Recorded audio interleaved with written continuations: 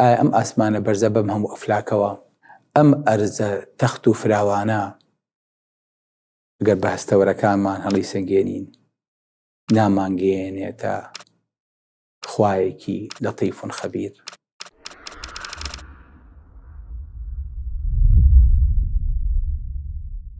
بسم الله الرحمن الرحيم، الحمد لله والصلاة والسلام على رسول الله وعلى آله وصحبه ومن والاه. ئێمە حاسەکانمان هەر بە پێنج ناسیون، بەڵام زۆر جار جۆمان لێیە بێ ئەڵێن حاسەی شەشەم. حاسەی شەشەم چییە؟ عادەی هەرێک نمونەیەکی خۆیم بۆ بجارێتەوە. ڕەفیقێکە دەمێکە نۆ بینیوە، یەکێ لە دەرگایات هەڵێ وەڵڵاهی ئیشەڵا فڵان کەسە. ئەو چ باسی هێنایە ئەوە کە دەرگاکاکەنەوە فعلەن فڵان کەس دەرچوو. تەلەفۆنێکە بۆیە بە جۆ لە جەرەسەکە بێ، هەڵێ وەڵڵاهی لەوە چێ؟ لە فڵان شوێنەوە بێ، فڵان کەس بێ، هەر لە خۆتەوە یان فلان مۆزوعم لا بکاتەوە کە بە مێشکی کەسان هاتووە ئەو دوو مۆزوعە قەت دەبینی ئێوە نەکراوەتەوە. یاخود شتێک بە مێشکدا خوتورەیەک لە دڵتا ئەبێ یەکسەر ڕووداوەکەی هێتەجێ. یاخود زۆر جار ئەبینیت ئەسڵەن ڕووداوێکی کردووە کەسێکی هەڵێ وەڵڵاهی ئەم ڕووداوەم بینیوە، پێوتێ دیجاڤ و فینۆمینە. ئەڵێ بۆ خواڵی ئەڵێ ئەم فلیمەم جارێکی تر، ئەم ڕووداوەم جارێکی تر بینیوە، ئەڵێ ئەم شوێنم جارێکی تر ئاوا بینیوە. بیری لێکی تو خۆی ئەمە لە شوا بینیومە، لە عالەمی ڕۆحا بووە، لە خەوا بینیومە. کاتە شتێکی پێوتێ حاسەی شەشەم کەسمان ناتوانین خۆمانی لێ بە دوورکەین. ئەم حاسەی شەشەمە ئەوەیە کە خوای گەورە ئەیدا بە هەمومان، بەڵام هەر یەکەمان دەرەجەیەکی متەفاویتی هەیە. زۆر جار ئافرەتێکی قەیمەکە بووکێکی بۆ هەڵەبژێرن، ئەڵێ بەخوا دەموچاوی نایکە، بەخوا بەدڵم نییە، هەر لە خۆمە چڕوچاوی ناخوێنمەوە. یان بە یەکێک ئەڵێ کاکە ئەو کەسە زۆر پیاوی چاکەوەرە مامەڵی لەگەڵاکە، ئەڵێ بەخوا گێشەکەم نایخوێنێتەوە، بەخوا بەدڵم نییە، ناچێتە دڵمەوە، بەخوا لە خۆمەوە مرتاح نیم پێی. دوایی کە شتێک ڕەها وتم پارەکەی مێنێ بەخوا مرتاح نەبووم. زۆر جاجووە لەم قسانە ئەگیرێ و مەفروزە بە جۆشیان بکرێ، حەزەری ئەم خەڵکە وەکو خۆی وەرگیرێ، خاستن خەڵکێکەیە جۆرێک لە فیراسی تایە، یاخود خوای گەورە جۆرێک لە بەسیری داوەتێ کە خەڵکە بینێ هەر لە خۆی و هەڵسەنگاندنێکی بۆ ئەو کەسە بۆ دروستە بێ ئەڵێن سەرناسە بەخوا. بیستوتان ئەو قسەیە؟ بەڵێ. ئیمامی شافعیە فەرمێ چوون بۆ یەمەن هەتا وەکو عیلمی فراسە کۆکەمەوە بۆی کە کەسێکی سەرناسم لێ دەرچێ. ئەڵێ دوایی کە هاتمەوە بە کۆڵێک کتێبەوە لە ڕێگا لامدا پیاوێکی چاوشینم بینی بێموو، وتم ئەرێ شوێنی مانەوەتان هەیە میوان ڕاگرن؟ هاکبەرە دیوە سەر چاو فەرموو تێنا بە ژوورێکی خۆی خێزانی چوونە دەرەوە، جێ بۆ هێنام، خواردنی بۆ هێنام، عەتری بۆ هێنام، وڵاقەی بۆ بردمە تەویلە لەوێ عەلەفیدا، زۆر خزمەتی کردم. ئەڵێ شەوکە نووستم، وتم باشە منم چی لەم کتێبانە بکەم؟ خۆ بە کەڵکی ئەوش نایە بی بە خۆتە. ئەم پیاوەکە بینیم هەر لە خۆمەوە پیاوێکی ڕەزیل و چروک و بێتام هاتە بەرچاوم، خوا بزانم چی بۆ منکرد و پیاوە. ئەلێ هەر لەم خەیاڵانە بووم کتێبەکان چۆن لە دەستی نەجاتم بێت، چونکە قەناعەتم بە عیلمی سەرناسی و فراسە و حاسەی شەشەم هەر نەما. ئەلێ بەیانی چۆ خواحافیزی لەکەم و وڵاغکەم بەدەستەوە بزینم کردەبوو. وتم قوربان ئەگەر هاتیتە مەکە بپرسە محەممەدی کوڕی ئیدریسی شافعی، ئەڵێن ئەو ماڵەکەیەتی تخوا حەزەکەم چاکەکەو بەمەوە جەنابە زۆر پیاوبووی لەگەڵما. تیاوە سێدی کردم، وتی ئەرێ من کارەکەری باوکتم. وتم بۆ نەخێر؟ وتی ئەی قەت تۆ چاکە و پیاوی بەسەر منەوە بووە؟ وتم نەخێر. وتی ئەی ئەو هەموو خزمەتی من کردمی پاداشتەکەی چییە؟ وتم خزمەتی چی؟ تی خواردنەکە و بایی 2 دەرهەم بووم، ئەلەفی ئەسپەکە و بایی 3 دەرهەم بووم، ڕاخەرەکە و بایی ئەو نەبوو. وتم چی تر ماوە؟ وتی شوێنی خەوەکە و شوێنەکەمان بۆ چۆڵ نەکردی؟ وتی عینەن ئوتێلێکی 5 ژەژمە دیار بۆ مامەڵەی لەگەڵا کردبوو. وتی دوافرسم بۆ بژارد. وتی اینجا کە ڕۆیشتمەوە بۆوانەی کە ئەم عیلمیان پێبوو بە مامۆستاکانم وتم دەست بەم عیلمەوە بگرن بەڵام پیاوی خۆیەوێ بەڵام نەچون پیاوی لەسەر ناشرینکەن لە خۆتانەوە بڵێن وەڵایەوە پیاوێکی خراپە وەڵایەوە دەموچاوی نایکە وەڵاهی ئەوە نەکەن خەڵک لەسەر ئەمە بە تەنیا هیچی لە نەبینێ چکە ئەسڵ لە ئینسانە بەراعەتی دیمەیە وەیە پێغەمبەری خوا صلی الله عليه وسلم کە بۆمان جێڕێتەوە فەرمێ لقد كان فيما قبلكم من الأمم ناس محدثون فإن يكن في أمتي أحد فإنه عمر.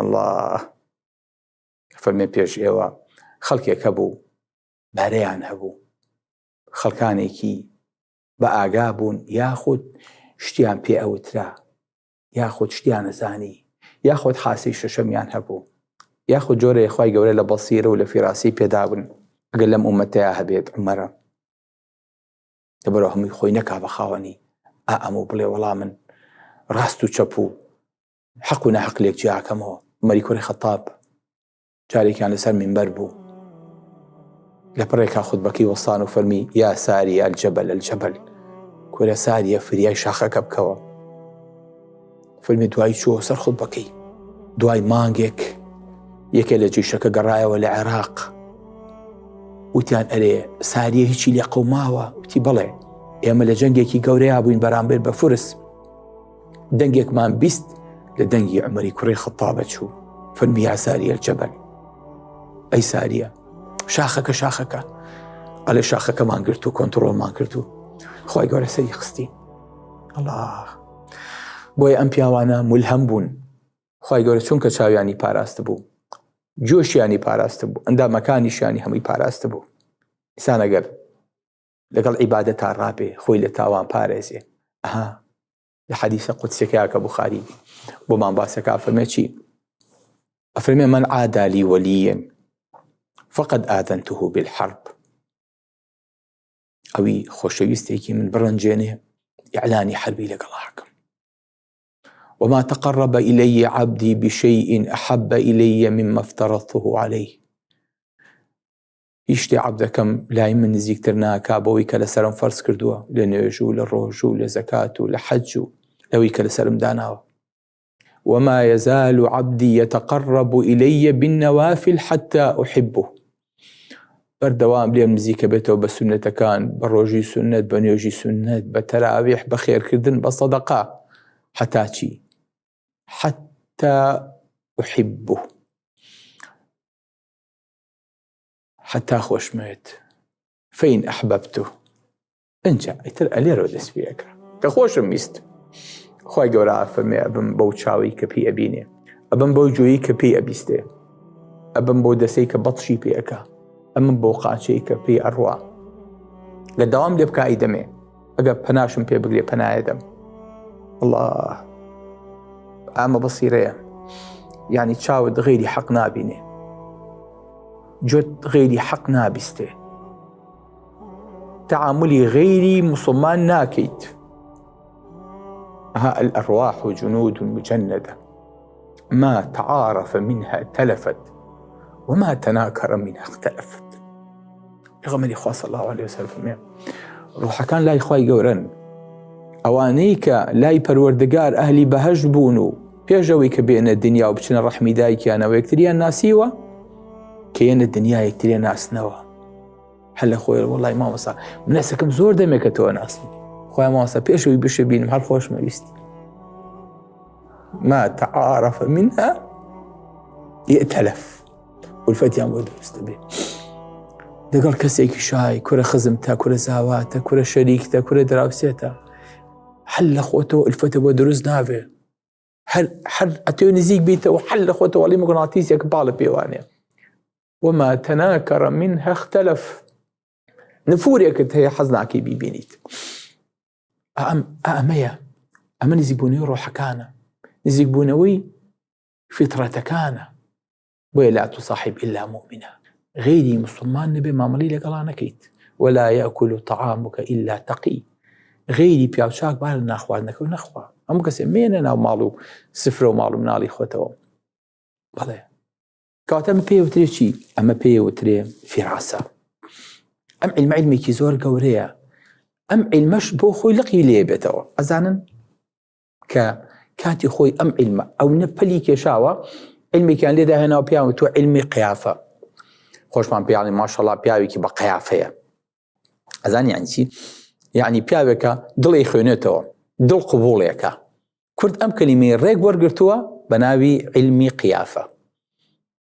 بۆی خۆشەویستەکانم پێغەمبەری خوا صلی الله علیه وسلم فێرمانەکە لە حەدیثێکی غەریبە کە فەرمێت اتقوا فراسة المؤمن فإنه ينظر بنور الله. ئاگاداری فیراسە و حاسەی شەشەمی ئیماندار بن چونکە ئەو بەڕووناکی خوا ئەبینێ.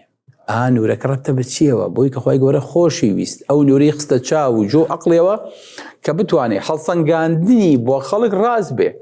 دوای ئایەتێکی خوێنەوە فەرمووی إن في ذلك لآيات للمتوسمين. توسم يعني چی؟ يعني صاحب الفراسة، يعني ئەوانەی کە تەوەسومەکەن، ئەوانەی کە خەڵکە ناسن، ئەوانەی کە خەڵکە خوێندەوە. جا خەڵکێک هەیە خەڵکە خوێنێتەوە لە ئیمزاکەیە، هەڵە ئیمزاکەم بۆ بکەزانم. خەڵکێک هەیە خەڵکە خوێنێتەوە لە نووسینەکەیە، خەڵکێک هەیە خەڵکێک خوێنێتەوە لە پێوترێ بەدی لانگویج. قساکە ئەڵێ وەڵڵاهی و پیاوە ئەو قسەکانی ڕاست نییە، ئەو بەرپرسە ئەو قسەی کە کردی وانە بووە بینیتان کە قسەیە کرد چاوی بەرەو شوێنێکی تر بوو. ئەهاچی ئەمانە چیە خوێندنەوە؟ ئەمانە حرەکەی جەسە دەخوێندنەوە، هەرچیە بکات کابرای تحلیلی بۆکە. هەمووان ئەم حەقیقەتە نازانی. ئەم عیلمەش عیلمێکی تایبەتە بە هەندێک کەس دراوە. بۆیە بینیت خەڵکێکی ئیهتیمامی پێدا ئەڵێ قاوەیەکم بۆ بخۆرەوە سەکەنە پێتەڵێم شۆکیە نەنەنەنەنە ئەمە درودە لە سیاگاتان لێ بێ. ئەمە جیاکەنەوە لە عیلمەکە. خەڵکێکەیە ئیدعای ئەوە بکە وڵات تۆکەیە مریت و عادەی تۆ دەستم بەرێ باناولەپ و بۆ بخوێنمەوە. ئەمە هەمووی درودە لە سێ، هیچ ئەسڵ و ئەساسێکی نییە لە دینە. بۆ معلوماتان بەڵێ ئەکرێ جین لە دەسا دەرکەوێ، بەڵام بێت کابرا بیت و بالۆرە بۆ بخوێنێتەوە. ئەمانە خەڵکێکی دەست بڕن و خەڵکێکی خەڵەتێنەرن تکامان وایە لە میجاکەنەوە. حتا ئەوانەی کە خەوە بین، ئەوانەی کە خەوەکانیان ڕاستە و وەکو خۆی پێکێ، ئەوانە پیاوانێکی چاکن و قسەکانیشانی پێکێ. چونکە لە ئەخیری زەمانە تەنها خەو ئەمێنێتەوە سیلەی بینی ئەرز و ئاسمان وەکو وەحی. خەوی ژێکێکە لە 46 دانە بەشی وحی کە پێغەمبەری خوا صلی الله علیه وسلم بۆ باسەکە کە کاتی خۆی پێغەمبەرایەتەکەی 6 مانگ بە وحی دەسی پێ کردووە. 6 مانگ تەقسیمی 23 ساڵ یعنی 146. بۆیە ئەم عیلمە عیلمێکی گەورەیە و خەڵکێک هەیە لە ناوچەوانی ئینسانەکانە سوبحانە لە خۆتەوە تۆ تاوانەیەکەیت. ئەم شەو خەریکی مۆبایل بووی، خەریکی تەلەڤیزیۆن بووی، خەریکی گرنگەوەیە تاوانێکە کردووە لە شوێنێ بوویت. ئەزانی بەیانی تااقەتە نییە سەربەسکەیتەوە، ڕەشیە دەتڵتایە وازانی خەڵکی بینێ. کابرایە چوو بەلای عوسمانی کوڕی عەفان فەرمووی، عوسمان فەرمووی ئەیەدخول عەلەینا ڕەجل وأثر الزنا في عینی. هەیلەوە پیاوێ چۆ ژوورەوە. عوسمان فەرمووی پیاوێت بۆ لامان شوێنەواری زینا لە چاوەکان یا دیارە. کابراوتی ئەوەحی بعد رسول الله، ئەوە وحی دابەزی دوای پێغەمبەری خوا. عوسمان فەرمی رضی الله عنه فەرمی ولكنها فراسة صادقة. فەرمی ئەمە فراسەی ڕاستگۆیە، ئەمە فراسەیەکە کە ئەی پێکێ. بۆیە ئەم پیاو چاکانی لە خزمەتی پێغەمبەری خوایە بوون صلی الله علیه وسلم هەمویان فراستەکەیان وەکو خۆی پێکا. بۆیە سەحابەکە بەمانە ژێڕێتەوە فەرمێ 3 کەس فراسەیان تەواو بوو. عەزیزی میسر کە بە یوسفی وت عسى أن ينفعنا أو نتخذه ولدا. فعلا 14 دانە ساڵ بە خزمەتی میسر و بە کەڵکی میسر هات. 2 کچەکەی شوعەیب کە بە باوکی وتی یا ئەبەتی استەئجیرهو إن خير من استأجرت القوي الأمين کە باسی موسای کرد. فعلا وا دەرچوو. 3 فراسەی ئەبوو بەکر بۆ عومەر کە لە دوای خۆی وەکو جێنشین داینە. گەوری ئەم پیاوانە لە مەیاب. بۆیە بەڕێزەکانم ئەم حاسەیە حاسەیەکی باتینە، ئینسان هەستی پێ ناکە. شتێک نییە بە چاو بیبینی، بە جۆ بیبیستی، بە دەستەکانت بە لەمس هەڵی سەنگێنیت. بەڵام چۆن ئەمانە ئەناسرێ؟ بەڕاستی ئەم عیلمە عیلمێکی زۆر فراوانە. هەر یەکەشمان بە نزیکیمان لەخوا یاخود بە تەدریبکردنمان بۆ ئەم عیلمە بە دواداچوونی بەشێکی لێ فێری بین کاتە ئەگرێ موسڵمان هەیە بێ غەیری موسڵمانی شەی بێ بەڵێ بۆیە کاتی خۆی علمەکە بۆ پیاون تۆ چی پیاون تۆ علمی ڕیافە علمی ڕیافە چییە کە یەکێ چۆتە سەر شوێنێ بردویانە وتیانە چۆ ئاو هەڵکەنین لە شووا بیر لێ بین وتێتی سێری حیوانەکەی کردووە سێری دار و درەختی کردووە بۆنی بە ئەرزەکەەوە کردووە و توێتی ئەمە شوێنی بیرە ئەلێرە بیر لێ بن زووەگات ئاو سەرچاوی ئاوەکانی دۆزیوەتەوە یاخۆ سەرچاوی کانزای دۆزیوەتەوە علمێکی تریان هەبوو پیاوەتەوە علمی عیافە پێوتێ علمی فیراسی ئەثەر ئەم علمە چی بووە ئەم علمە ئەوە بووە کە کەسێ بەڕێیەکە ڕۆیشت بێ شوێن پێکانیان هەڵگرتوێتەوە وتێتی بەم ڕێگەیە ئەوەی کە لێرە ڕۆیشتووە ئافرەتە